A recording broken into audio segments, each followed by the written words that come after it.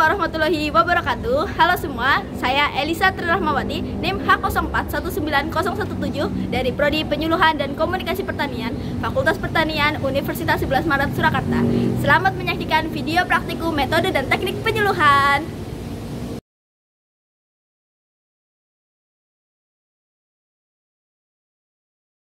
Assalamualaikum warahmatullahi wabarakatuh. Selamat sore ibu-ibu. Sore Mbak. Bagaimana nih kabarnya? Sehat? Alhamdulillah sehat. Ya alhamdulillah ya, kita dapat berkumpul bersama di sini walaupun kondisi lagi pandemi seperti ini ya Bu ya. Sebelumnya apakah ibu-ibu tahu kita hari ini mau ngapain nih? Penyuluhan.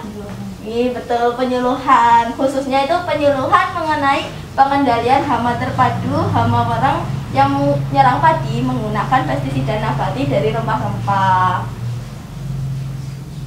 Nah, itu sebelumnya tuh kenapa sih hama warang yang dipilih? Padahal kan banyak banget hama yang menyerang padi kan, seperti hama tikus, pengerek padi, dan lain sebagainya.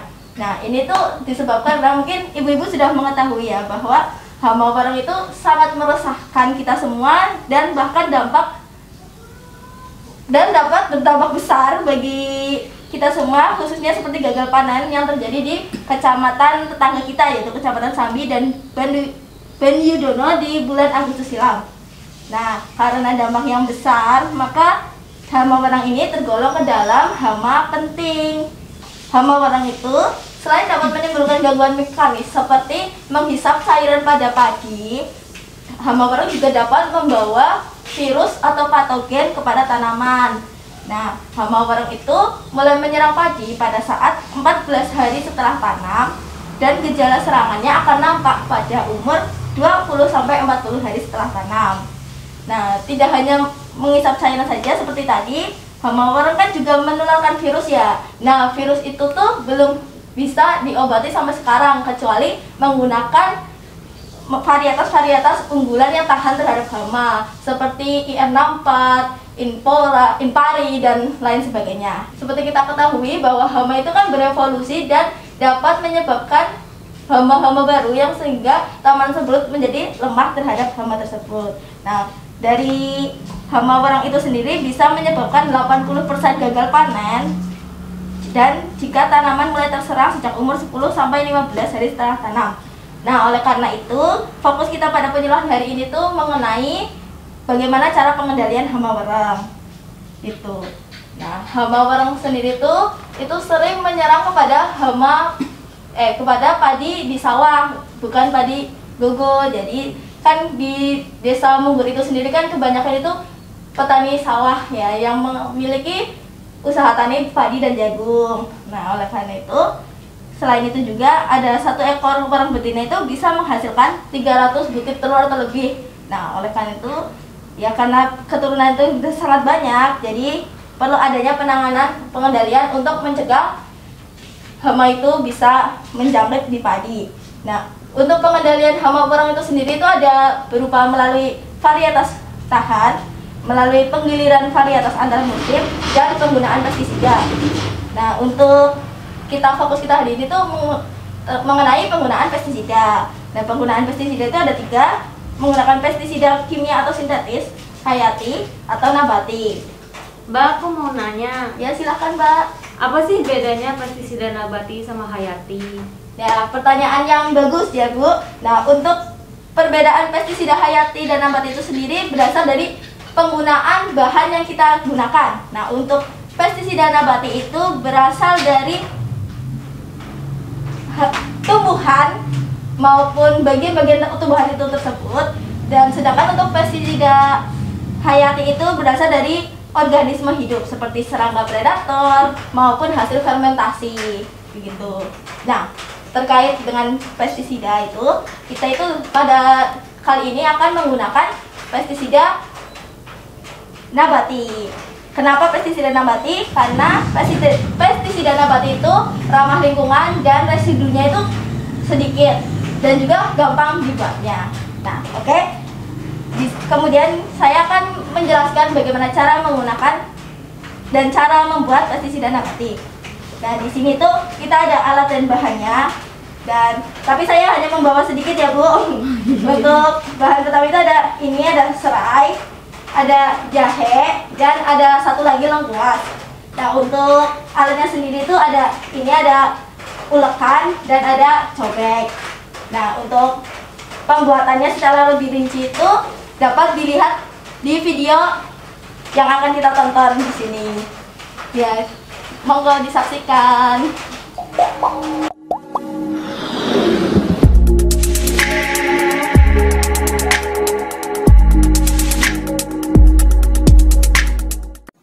Halo semua, video berikut adalah bagaimana cara membuat pestisida nabati. Selamat menyaksikan, enjoy!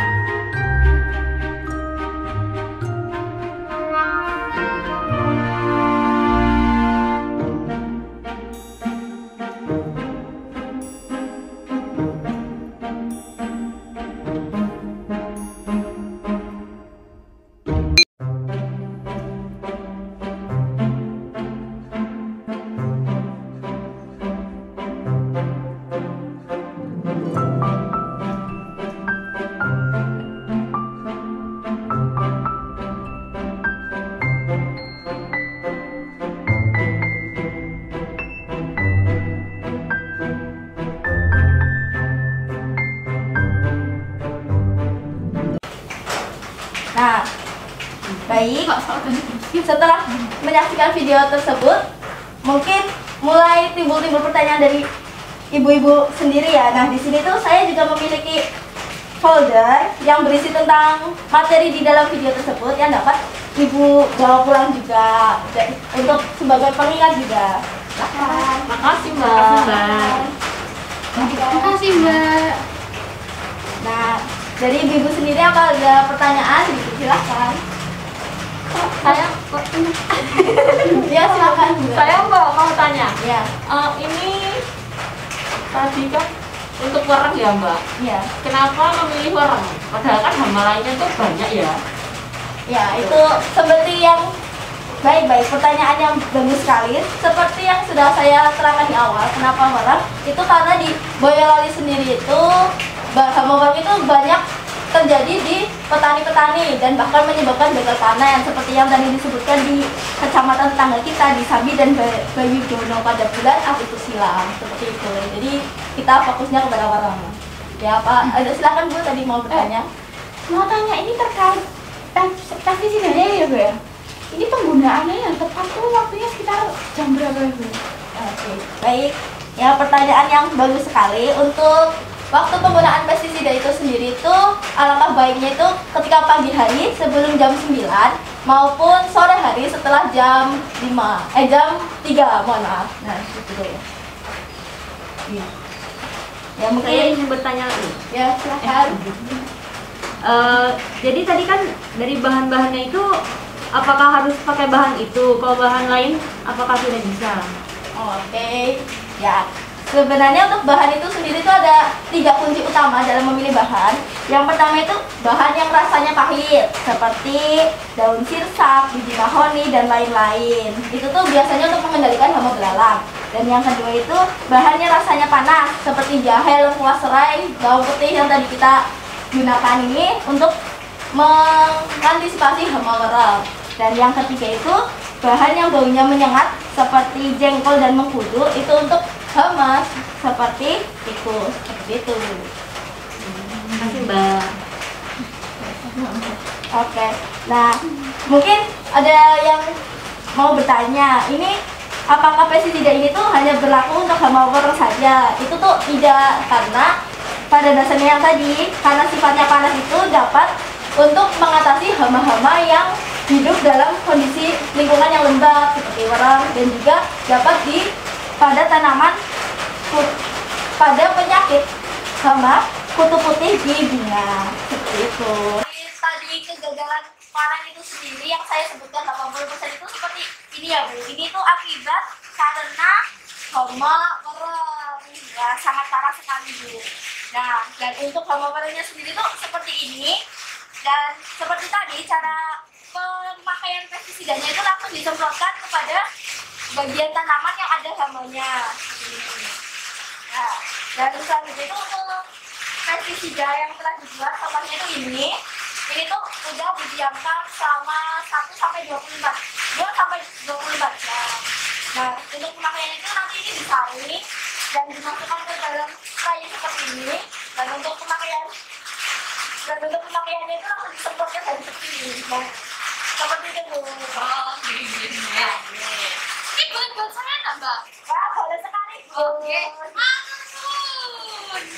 Nah, ya sekian penyuluhan dari saya, mungkin karena keterbatasan waktu ya Bu, dan hari juga sudah mulai petang, jadi kita akhiri penyuluhan kita hari ini. Apabila ada kesalahan saya mohon maaf. Wassalamualaikum warahmatullahi wabarakatuh. Selamat sore Bu. Selamat sore. Makasih ya Bu.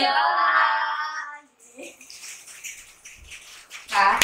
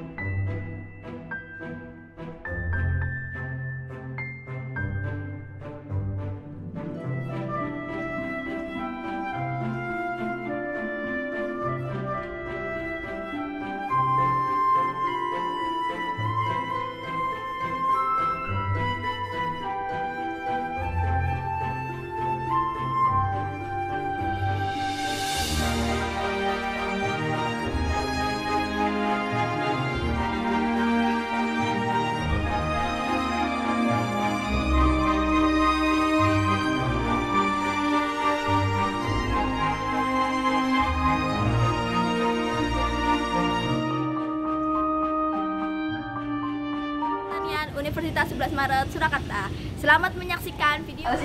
Oke, yuk. Selesai. Tadi pertanyaan kok apa? Selain jahe, serai, dan lengkuas, apa ada bahan lain yang dapat digunakan? Sama. Bedanya kayak sama batik. apa? Yo. Yo. ya langsung salam.